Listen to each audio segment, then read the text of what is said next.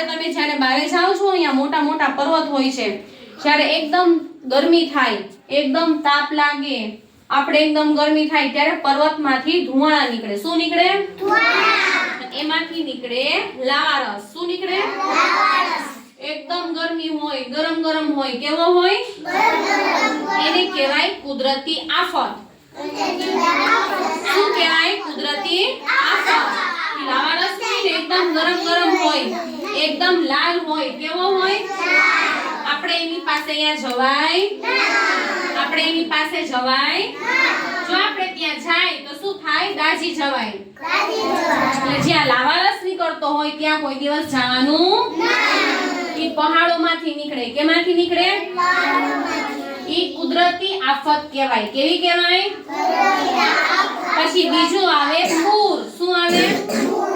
પૂર જોયું? પૂર કેનું આવે? પાણીનું. વરસાદ આવે ત્યારે ઝાઝા બધા નદી નાળા છલકાઈ જાય છે ને, રસ્તા પર પાણી જાય છે ને, તમે બધા જોવો છો ને. તો જ્યારે ઝાઝો બધો વરસાદ આવે અને જ્યાં નદી છે, તળાવ છે, દરિયો છે, એકદમ વધારે છલકાઈ જાય ને ત્યારે શું આવે? પૂર. પૂર આવે ત્યારે ઘરની બહાર નીકળવાનું નહીં. મમ્મી પપ્પાનો સાથ છોડવાનો નહીં. મમ્મી પપ્પા સાથે રહેવાનું. કેની સાથે રહેવાનું? આને કહેવાય પણ કુદરતી આફત. શું કહેવાય? કુદરતી આફત.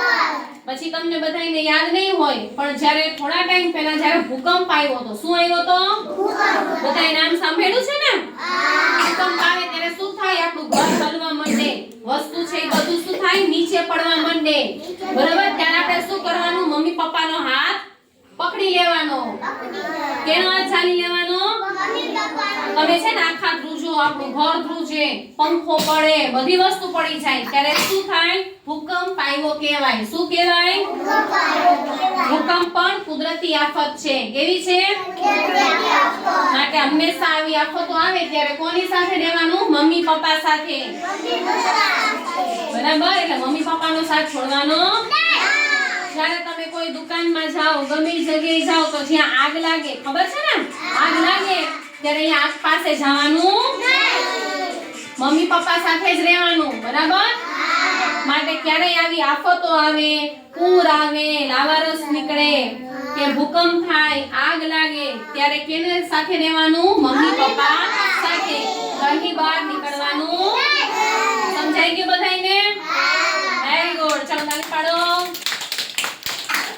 Very good. તાળી પાડો બધાય.